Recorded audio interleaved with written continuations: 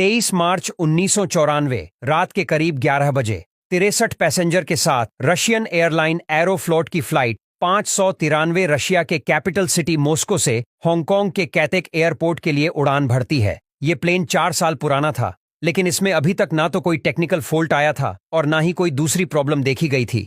Aeroflot 593 के captain entry Viktorovich Danilov थे, जिन्हें 9500 घंटे का फ्लाइंग एक्सपीरियंस था और फर्स्ट ऑफिसर की कमान ईगो वेसिलेविच के कंधों पर थी।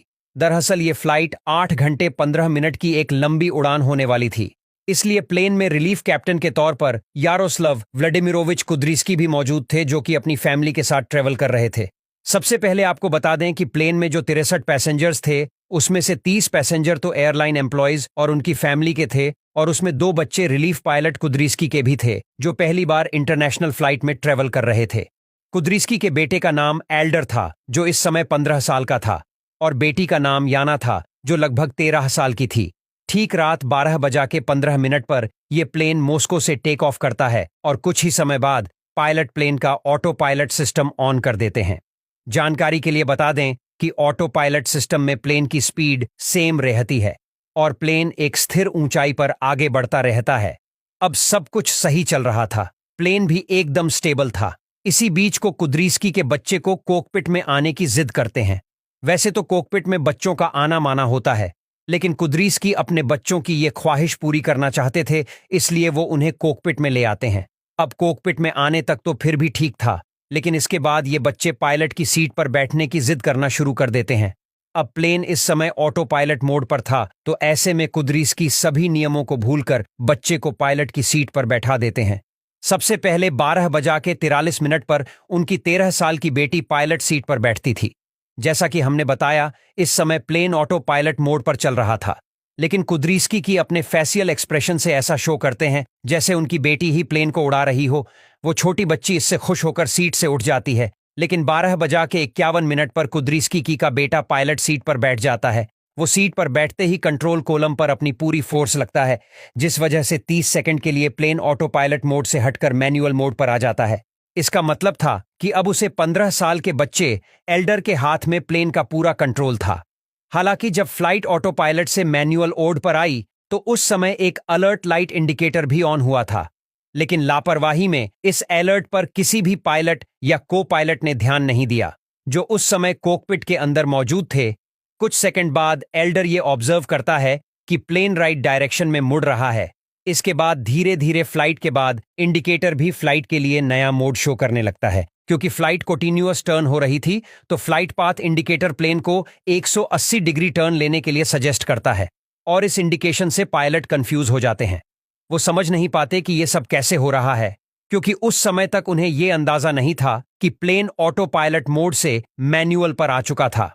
उनकी इसी कंफ्यूजन में 9 सेकंड का समय बर्बाद हो जाता है, और इस दौरान प्लेन 45 डिग्री से ऑलमोस्ट 90 डिग्री के एंगल पर नोज डाइव होकर तेजी से नीचे की तरफ गिरने लगता है। क्योंकि ग्रेविटी फोर्स बहुत ज्यादा थी और प्लेन का डायरेक्शन भी डाउनवर्ड हो गया था, तो ऐसे में प्लेन बहुत तेजी से अपना एल्टीट्यूड खोने लगता है, और हाई ग्रेविटी फोर्स की वजह से फर्स्ट ऑफिसर के लिए उसके कंट्रोल कॉलम तक पहुंचना बहुत मुश्किल हो जाता है। इस समय कॉकपिट में सिर्फ वो बच्चा ही ऐसा था जिसके दोनों हाथ कंट्रोल कॉलम पर थे।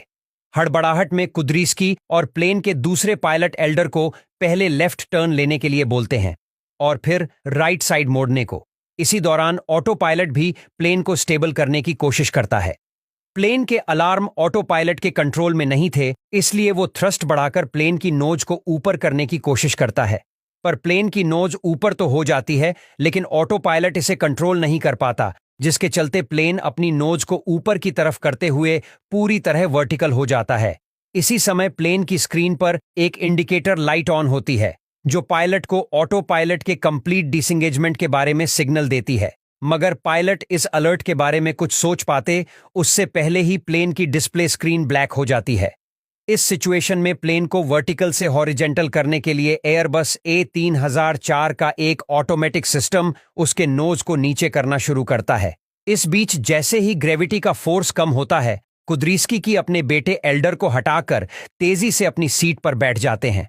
मगर ऑटोमेटिक सिस्टम का कोई खास कंट्रोल न होने की वजह से प्लेन स्टेबल नहीं रह पाता और वापस से नोज डाइव होकर नीचे गिरने लगता है।